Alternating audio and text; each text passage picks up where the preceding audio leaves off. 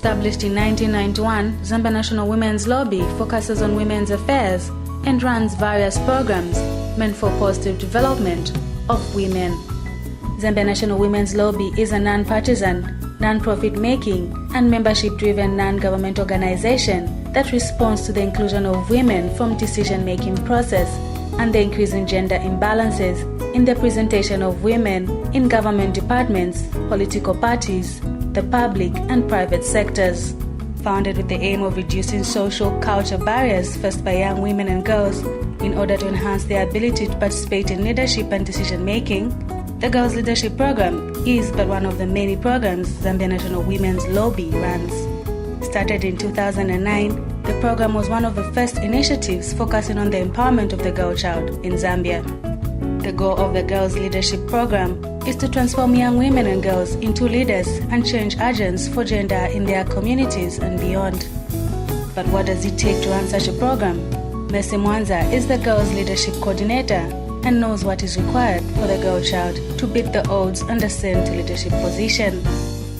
We observed that there was a gap between women and girls, and so we felt that to bridge that gap it was better as an organization to start working with the girls also and start inculcating leadership skills, asset them with also skills of good decision making, confidence building at a tender age, so that even as they grow and they of course continue aspiring for different careers in life, it would be good for them to grow already equipped with information on how to go about issues, how to express themselves, because when you express yourself, then people will hear you and you'll be able to move, steps ahead because you're able to communicate. The Girls Leadership Club provides leadership training to young women and girls with the aim of enhancing their participation in decision-making by addressing issues that young women and girls face in their quest to leadership and better lives. Confidence building, which is very, very key as well, because we believe it starts from there. You deal with somebody's self-esteem. Present in 43 schools in 6 provinces, the club's activities include training in leadership and governance processes, interactions and experience sharing among women and girls of different backgrounds on topics such as peer pressure and sexuality.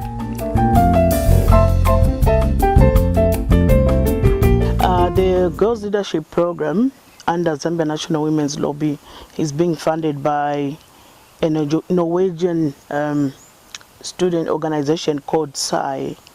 And it started in 8 secondary schools in Central Province and also 2 in Chongwe, in Western Province, Luapula Province, Eastern Province, and Northwestern Province.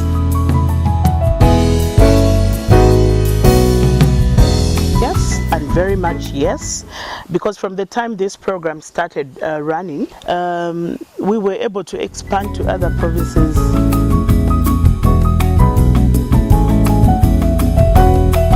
Yes, the Girls Leadership Program has got a constitution, and this constitution was formed by the girls themselves, the teachers who are manning the clubs at different schools. We call them the club matrons and patrons, and Zambia National Women's Lobby, the coordinator, and a few other staff from the lobby. We put our heads together and formed the constitution. Of course, it was spearheaded by the girls and the teachers, especially the girls, because we wanted them to own the program right from the start.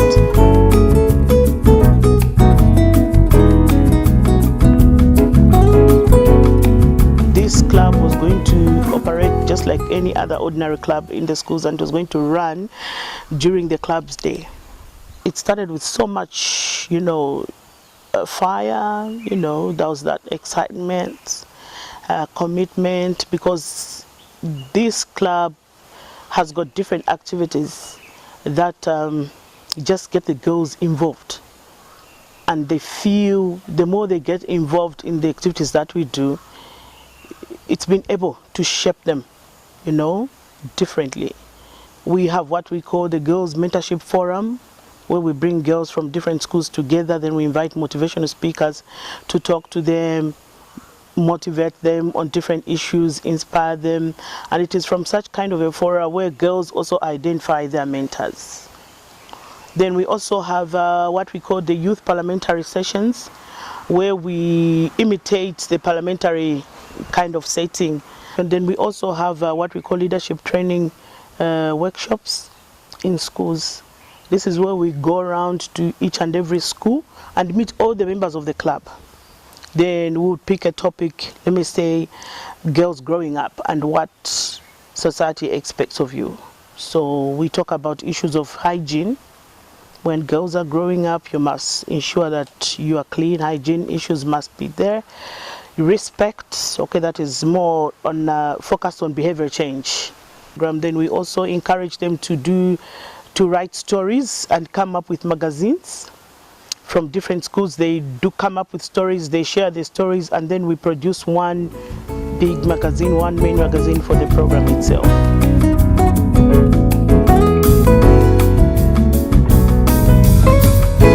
When we started, our age group was from 14 to 18, but along the way, and due to so much demand, we incorporated up to 35. Yeah, 14 to 35, though even as low as 12, they come on board, because you know, like in schools nowadays, we have quite young girls, boys going to secondary school, and so we have such 13 years.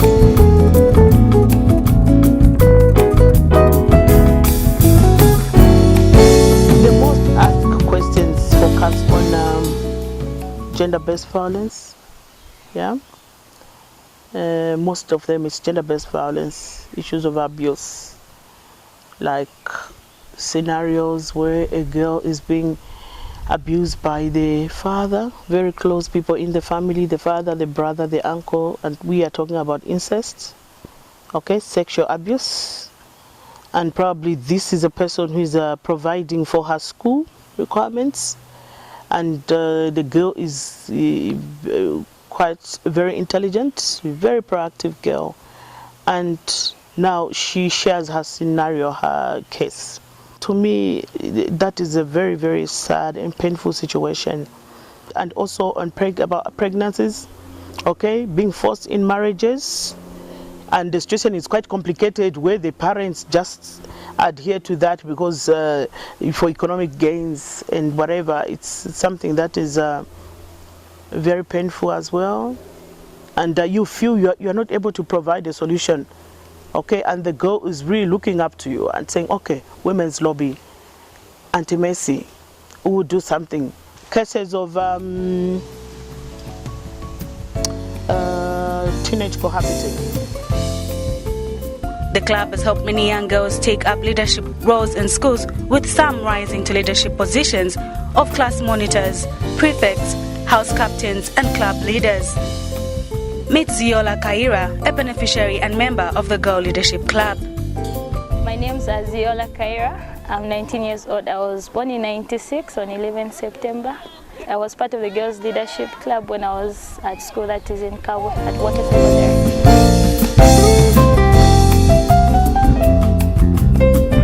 I got to know about Girls Leadership Club because I was a person who loved debate in school. So whenever I were given motions during debate sessions, I used to fail to express myself because I was a very shy person and I never had confidence. So there was this time when I saw my friend seated at the pillar, then they called me, Ziola, you have to join Girls Leadership. So the moment I heard leadership, I was like, okay, I have to be part of this club because a leader is a confident person. A leader stands and speaks in front of people, so maybe it can help in one or two ways. So when I joined, the first day I went, we had a frank talk. So I participated in that frank talk and I was very happy and interested.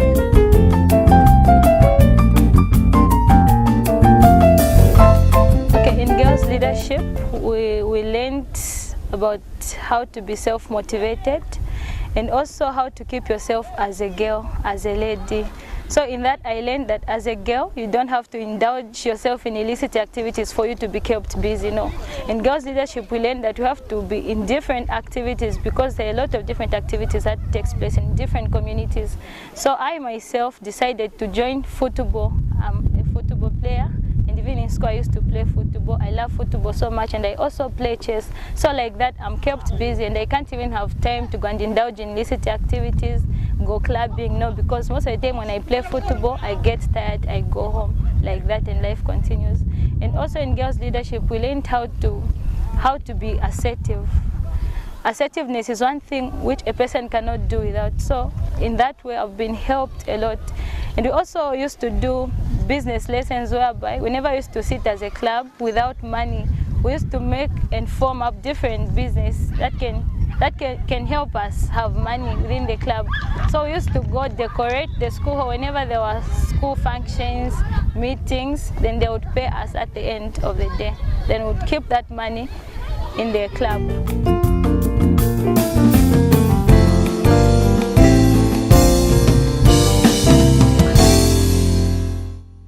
When I came here, I had to form my own praise team at church because I knew it wasn't in order a church having no praise team, so I had to form it on my own. Like that, I exercised my leadership role because I was a girl who passed through girls' leadership. And also apart from that, in school, just after joining girls' leadership, they used to call me to give vote of thanks whenever there was a function for teachers, for pupils, and at the end of the year, they chose me to be the head girl. So I was the head girl of Water Secondary School last year because I was a girl who passed through girls' leadership and I understood my leadership role. Even in football, I play a role of a goalkeeper. And I'm also able to make some decisions because they consider me a leader.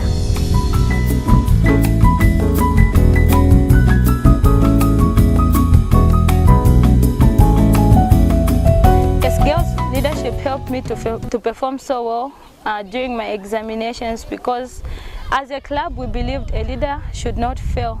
So we used to punish or make those who failed pay because we believed a leader must always be on top. A leader must always lead by example. It was a mandate. So that made me to put in much effort in my studies. I used to balance because I was a person who was in a lot of clubs, and in each club I was a leader, I was a chairperson. Even in debate I was the president. In almost each club I was involved in, I was a leader. So that made me to study so that I cannot be embarrassed at the end of the year. So I used to study and put in much effort. So that made me perform very well, and all thanks I give to Girls Leadership Club. I got 11 points, which I'm very happy. My career is becoming a doctor. That is my lab coat and the stethoscope. When I look at those two, I have the courage and confidence in me to say one day I'll be a doctor. One day I'll be called Dr. Zola.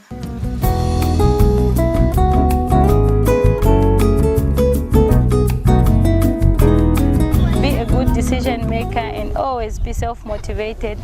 Be creative and always know that you have your own life in your hands. You have your own future to decide. So if you wait for someone to push you, you end up making wrong decisions. So be a leader, be self-motivated because we are the leaders of tomorrow. Miss Sikonde is Zola's elder sister and guardian. She believes that the Girl Leadership Club has molded Ziola into the responsible and ambitious young lady she is today. Yes, the Girls Leadership has really helped her. Because when she used to attend your meetings, she would always maybe explain the stuff that they have maybe learned from the girls' leadership. So many things that she has learned. So I had that confidence that Ziola, this club has helped her. There are some things that maybe it was my duty to explain or to teach, but she has learned most of the things through the girls' leadership. She has this piece of advice to other parents and guardians. Me, I would encourage parents to encourage their children to join such clubs. There are some issues as parents we fail to discuss with girls, but you, leaders from the girls' leadership, you have no boundaries. You discuss anything. And they are very much free. they are open to you with other issues. Us, we have maybe a limit, some kind of a limit where we teach them. There is no doubt the sky is the limit for this young lady as she set her eyes on greater heights.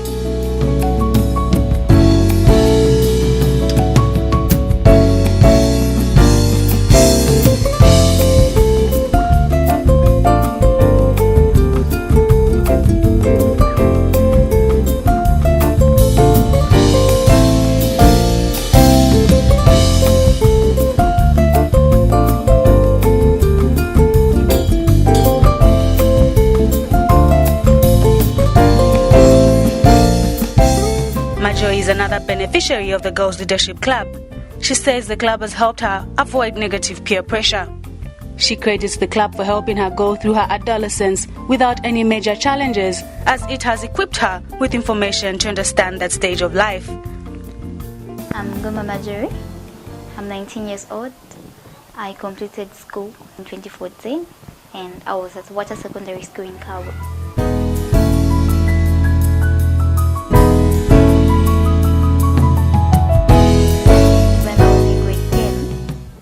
I found out there are several groups, but I was only interested in Girls Leadership Club because my friends were like, their attitudes, they were good. So those things encouraged me, so I joined.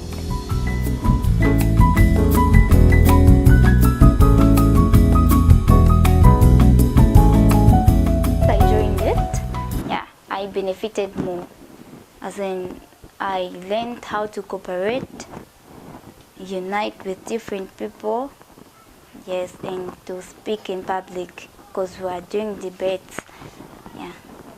In Zambia, there are early pregnancies. We really teach about that. Yes, we talk about that. So it really encourages many people not to go wrong.